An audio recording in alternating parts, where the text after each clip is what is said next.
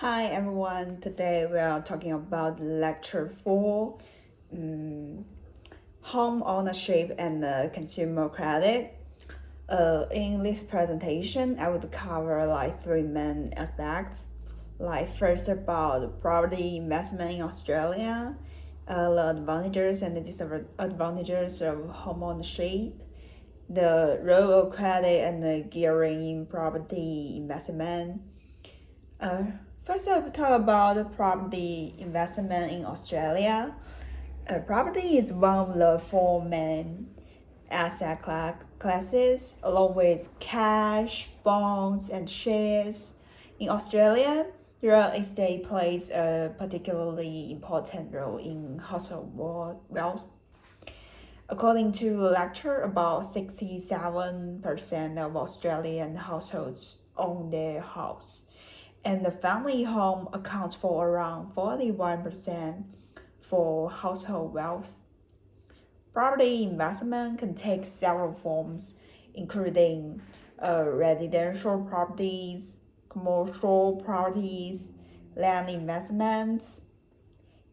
Investors can also participate through direct ownership or property trusts because of strong demand, population growth, and limited supply. Property prices in Australia have generally increased over the long term. Next, we talk about the advantages and the disadvantages of home ownership. First, it provides housing security and stability. Homeowners do not need to worry about rent increases or being asked to leave, so homeowners have control of the property, including renovations and improvements.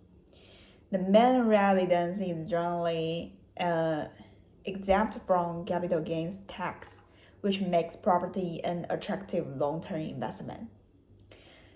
Mortgage creates forced saving because regular loan repayments gradually build equity. However, there are also disadvantages. Property is illiquid, meaning it can take months to buy or sell. So there are also high transaction costs, such as stamp duty and agent commissions.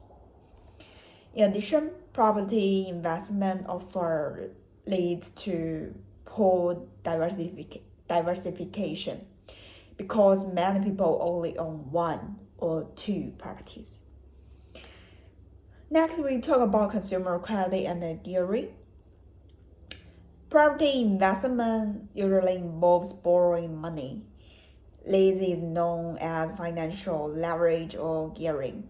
So gearing means using borrowed funds to purchase an investment. If the return on the asset is higher than the interest rate on the loan, leverage can increase the investor's return on equity. However, if the return on the asset is less than the borrowing cost, leverage can increase losses. So gearing can significantly increase both potential returns and financial risk. Both of these financial planning and careful borrowing decisions are very important. Next, we talk about behavior biases in property market. Finally, behavior biases can strongly influence property decisions. For example, anchoring bias occurs when buyers rely too heavily on the first price they see. Affected bias occurs when emotional attachment to a property leads buyers to pay too much.